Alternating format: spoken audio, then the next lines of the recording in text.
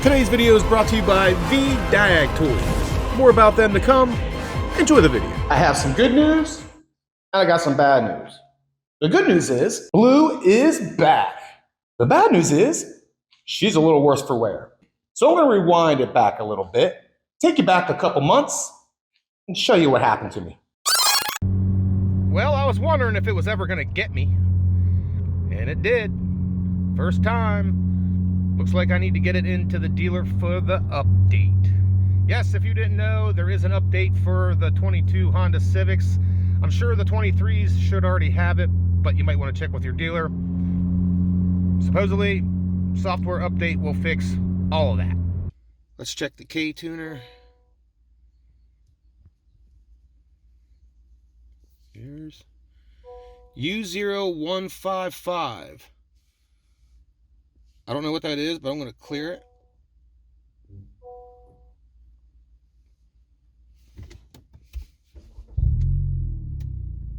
Ha! Fixed it. But for how long? Will it just come back on? I don't know. So the very next day, it happened again. Luckily, I was only a couple miles from the dealership when it happened. All right, so I'm headed to the dealership, and this is what I have. A black dash. What do you guys know about that? Yeah. So you're probably wondering, Miller, why are you driving the car if you can't see how fast you're going? Well, luckily, installing this aftermarket head unit, I can see how fast I'm going. So I pulled in, waved the advisor over, and I said, hey, and I pointed at the cluster, peeked his head in the window, and was like, stepped back, looked at the car, and he goes, hey, how modded are you? And I said, I'm pretty modded. He goes, might not be able to help you on this one. I said, well, do me a favor. I heard there's a software update. Can you just check? So yeah, we can do that. I said, but don't do anything else. I really would like to figure it out for myself if you guys can't figure it out. He came back to me 20 minutes later and was like, no software update, man, I'm sorry. And I said, okay, thanks. If I need to come back, I'll come back. So I go out to the car, start it, the cluster's on. Everything's fine, no lights, no nothing. I'm like, all right, cool. Maybe they did something, I don't know. Get about 2 minutes from my house, boop, goes out again. I'm like, man, come on, something's gotta be happening. I don't know what it is. But I gotta try to figure that out. And if you guys have been wondering where I've been here all the time.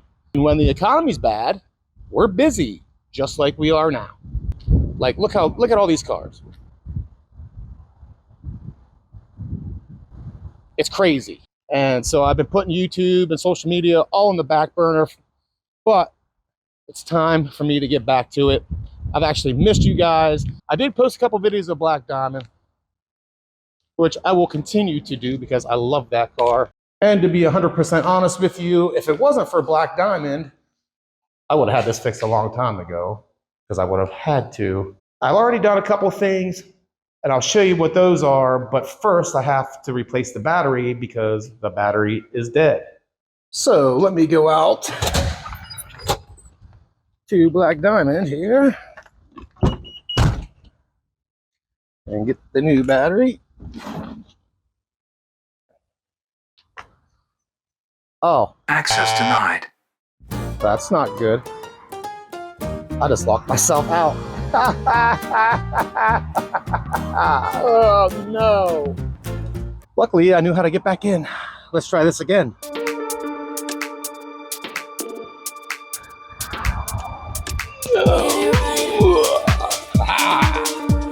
And we back, baby. We back in. We back. All right.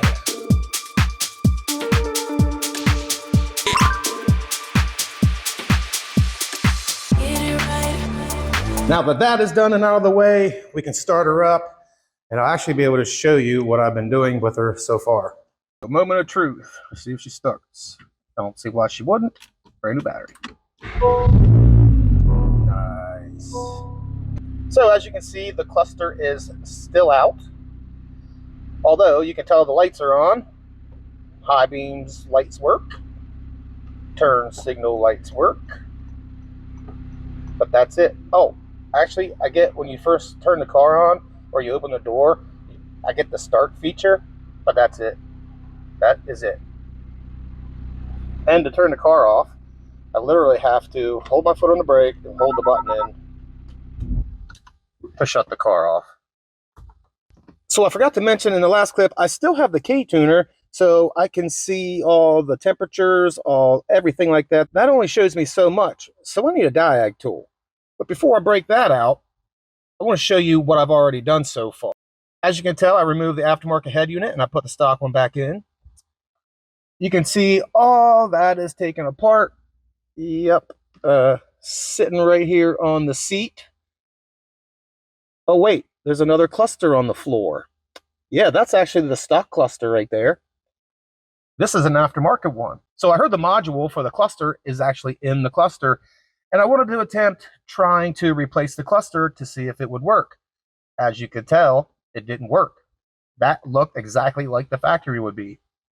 Yep, so I'm going to replace that one and put the stock one back in because there's no need to have that one since the miles would be the same on that one.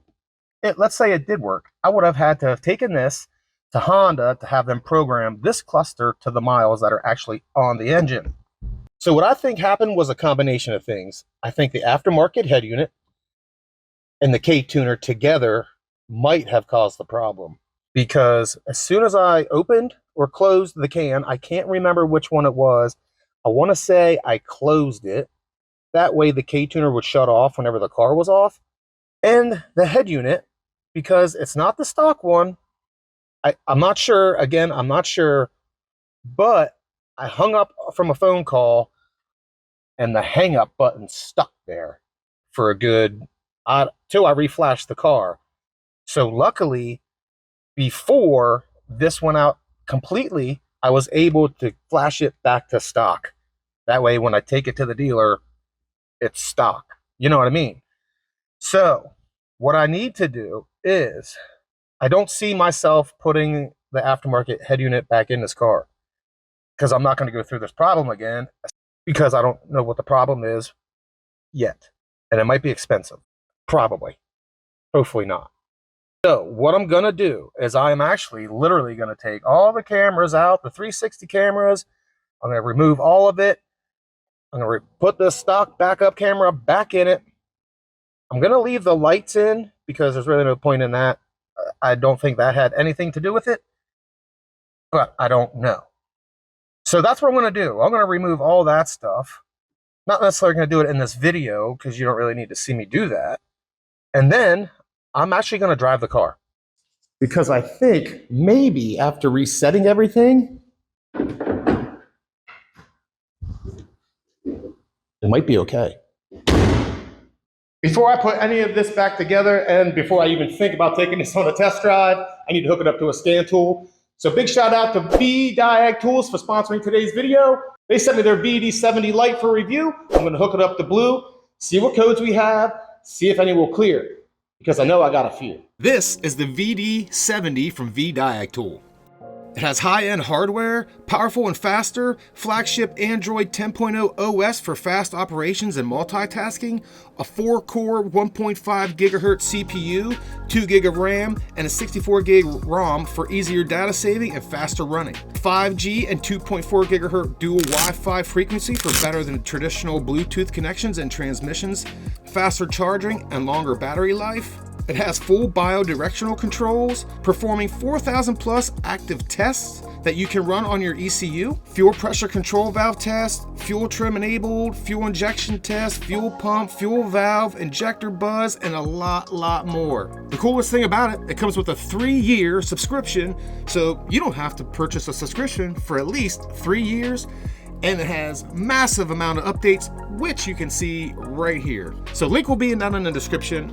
If you're a mechanic and you're tired of spending $2,500 on scan tools, this might be the one for you. Let's see what it can tell me about what's happening to blue.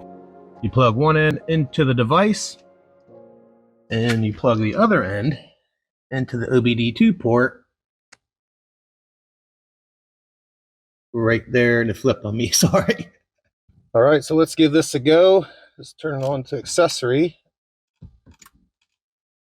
See if it does anything. Gonna auto scan it. Going to Civic, caught my VIN, 16 pin, 3-pin connector. I don't know. Let me Google it.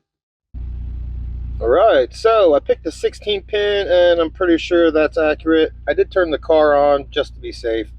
And as you can tell, I got a ton of faults.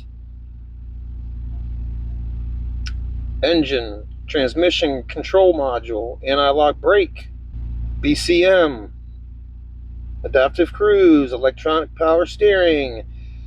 Speaking of the okay, so the power steering was out of it, and now it's back again. And I'm sure that was a voltage thing because I had no voltage. So now that there's a good battery in it, it's back. The engine malfunction of F-can, and that's why I think it might be the K-tuner. Powertrain control.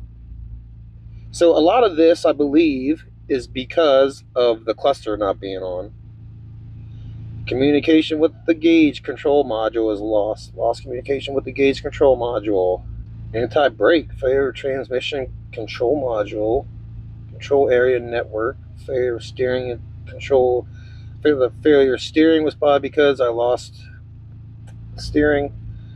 Power supply circuit malfunction. That's probably the main one, but this CAN gateway one, this is the other one. F-can. Yeah, because that's current. I'm going to try to clear them. See what happens. Okay, the engine cleared. The transmission code cleared. The anti-lock brake system cleared. The supplementary restraint system cleared. Ooh, the body electrical control module cleared. Electrical power steering, clear, clear, clear, clear, clear, clear. Okay. Awesome. They all cleared. Nice. Yeah. Still nothing. So, let me turn the car off. I'm going to go back. So I'm going to confirm the exit of the auto scan. I'm going to start the car again. Let's see. See how the lights lit up, but I still get nothing. Now this is still the old cluster. I still haven't swapped them yet. But all right, let's scan it again and see if any of those codes came back. Yep. Yep. Yep. Yep. Oh. Yep. Okay, so it's really looking like because of the cluster not working, all those lights are coming back on. So I gotta figure that out.